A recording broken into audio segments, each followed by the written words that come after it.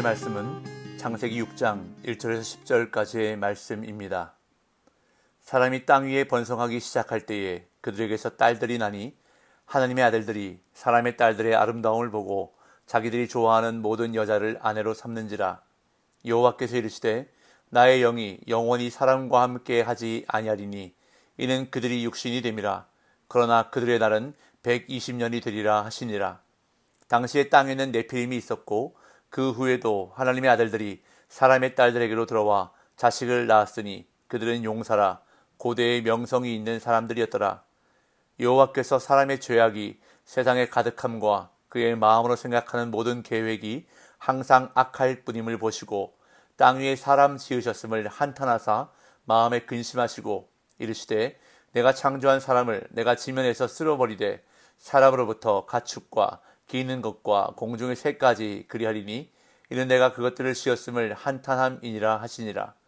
그러나 노아는 여호와께 은혜를 입었더라. 이것이 노아의 족본이라. 노아는 의인이요 당대의 완전한 자라. 그는 하나님과 동행하였으며 세 아들을 낳았으니 셈과 함과 야벳이라. 아멘. 창세기 1장부터 5장까지는 창조와 첫사람 아담과 하와의 이야기, 그리고 그들의 후손인 가인과 라멕 가문의 이야기, 셋과 에노스 및 에녹 가문의 이야기를 통해서 인간의 죄가 어떻게 눈덩이처럼 커지는지를 보여주었습니다. 이제 6장부터 창세기는 새로운 국면으로 넘어갑니다. 6장부터 9장까지는 한계를 넘은 죄에 대한 하나님의 심판과 새로운 시작을 보여주고 있습니다. 하나님은 사람의 죄악을 더는 두고 보지 못하셔서 심판을 결심하십니다. 창조의 과정에서 심히 좋았더라 라고 하셨던 사람과 동물들을 지면에서 쓸어버리기로 작정하시는 것을 오늘 본문을 통해서 보게 됩니다. 1절, 2절입니다. 사람이 땅 위에 번성하기 시작할 때에 그들에게서 딸들이 나니 하나님의 아들들이 사람의 딸들의 아름다움을 보고 자기들이 좋아하는 모든 여자를 아내로 삼는지라. 6장은 사람이 땅 위에 번성하기 시작할 때의 상황을 기록하고 있습니다. 그런데 여기서 번성하다는 것을 창세기의 시각에서 볼 때 부정적으로 보기 어려운 면이 있습니다. 왜냐하면 하나님이 사람을 창조하시고 나서 그들에게 복을 주시며 생육하고 번성하여 땅에 충만하라고 선언하셨기 때문에 그러한 관점에서 볼 때 인간의 번성은 하나님이 주시는 복 가운데 하나라 할 수 있습니다. 하나님께서 복을 주셔서 사람이 땅 위에 번성하기 시작할 때에 그들에게서 딸들이 태어났습니다. 이어서 하나님의 아들들의 결혼에 관한 내용이 나오는데 그들의 결혼 상대자는 사람의 딸들이라고 성경은 말씀합니다. 그렇다면 여기서 말하는 하나님의 아들들과 사람의 딸들은 누구를 가리키는 것일까요? 이것에 대해서 여러 가지 해석들과 많은 논란이 있지만 전통적으로 하나님의 아들들은 경건한 셋의 후손을 가리키고 사람의 딸들은 경건하지 못한 가인의 후손을 가리키는 것으로 해석해왔습니다. 그런데 여기서 주목해서 볼 것은 하나님의 아들들이 아내를 맞이하는 판단 기준인데 그것은 바로 아름다움이었습니다. 하나님의 아들들이 사람의 딸들의 아름다움을 보고 자기들이 좋아하는 모든 여자를 아내로 삼는지라. 이 구절을 히브리어 원문의 순서대로 다시 배열해보면 이렇게 됩니다. 하나님의 아들들이 보았다. 사람의 딸들의 아름다움을 그들은 좋아하는 모든 여자를 아내로 삼았다. 여기에 세 가지 단어가 순서대로 나옵니다. 보다라는 단어 라아와 아름다움이라는 단어 토브, 그리고 삼았다, 취하다라는 단어 라카으라는 단어가 순서대로 나오고 있습니다. 그런데 인류의 첫 범죄가 시작되었던 창세기 3장 6절에서도 이 세 단어가 순서대로 나옵니다. 그녀가 보았다, 라, 나무가 좋아 보였다, 토브, 그녀는 그 열매를 취했다, 라카으. 이처럼 3장에 처음으로 등장했던 죄의 형태가 이제 6장에서 하나님의 아들들에게서 나타나고 있는 것입니다. 이것은 에덴 동산에서 시작된 죄가 확산된 것을 보여주고 있는 것입니다.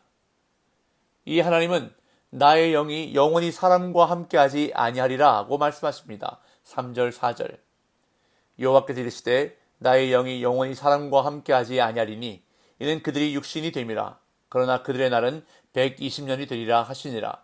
당시에 땅에는 네피림이 있었고 그 후에도 하나님의 아들들이 사람의 딸들에게로 들어와 자식을 낳았으니 그들은 용사라 고대에 명성이 있는 사람들이었더라. 하나님은 심판 선고를 내리시는데 나의 영이 영원히 사람과 함께하지 아니하리니 라고 말씀하십니다. 이를 다시 번역해보면 나의 영이 영원히 사람과 다투지 않을 것이다 또는 나의 영이 영원히 사람을 심판하지 않을 것이다 로 번역될 수 있습니다.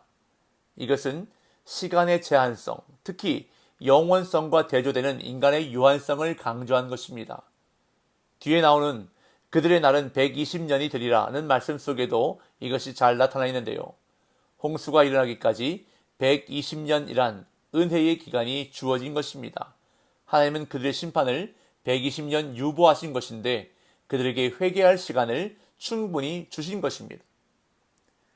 당시에 네피림이라는 거인족이 있었습니다. 그들은 유명한 용사들로 육신의 힘이 세상을 지배했다는 사실을 알려줍니다. 하나님은 사람의 죄악이 온 땅에 가득하고 그들의 마음에 생각하는 것이 항상 악함을 보시고서 사람 지으신 것을 한탄하며 근심하셨습니다. 5절 6절 여호와께서 사람의 죄악이 세상에 가득함과 그의 마음으로 생각하는 모든 계획이 항상 악할 뿐임을 보시고 땅 위에 사람 지으셨음을 한탄하사 마음에 근심하시고 사람들이 땅에 많아지면서 죄악도 많아졌습니다. 1절에서 사람이 땅 위에 번성하다고 할 때 번성과 5절에서 죄악이 세상에 가득함이라고 할 때 가득함이 같은 단어가 사용되었습니다.